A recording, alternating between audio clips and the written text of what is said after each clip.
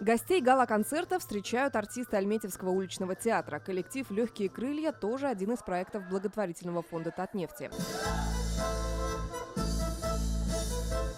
На сцене лучшие из лучших, самые яркие солисты и образцовые ансамбли со всего юго-востока Татарстана.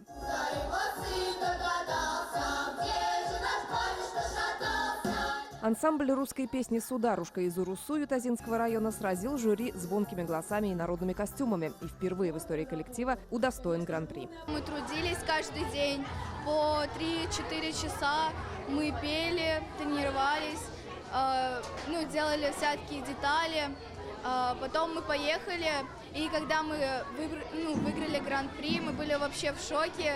Все были радостные, даже кто-то плакал. Данил Султанов из Лениногорска получил гран-при среди солистов. Второкурсник нефтяного техникума готовится поступать в консерваторию. Я очень счастлив, и у меня внутри чувство удовлетворения. Мы долго к этой победе шли. Он 6 лет занимает, сейчас ему уже 17 лет, 11 лет.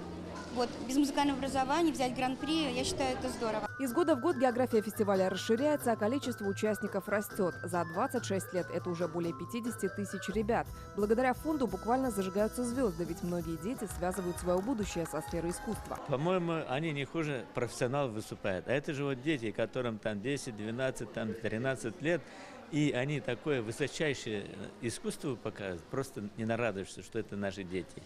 И конечно, вот с каждым годом и качество выступления, профессионализм возрастает. Компания «Татнефть» проводит огромную работу.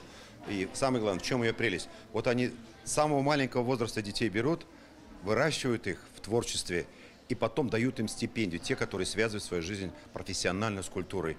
Получают 60 тысяч рублей в год. Это огромные деньги. Это хорошая поддержка для тех людей, которые создают красоту и потом воспитывают красивых детей. Фестиваль «Страна поющего соловья» проводится по программе «Рухият», цель которой – развитие культурной жизни региона. Фонд работает и по другим направлениям: помощь нуждающимся, развитие спорта, здравоохранения, поддержка одаренных детей, сохранение исторической памяти. А наши телезрители, благодаря поддержке Татнефти, увидели сериал «Алмаш» на ТНВ. Лина Знатульна, Алсу Ахмедзянова, Ирик Хабибуллин, ТНВ Альметьевск.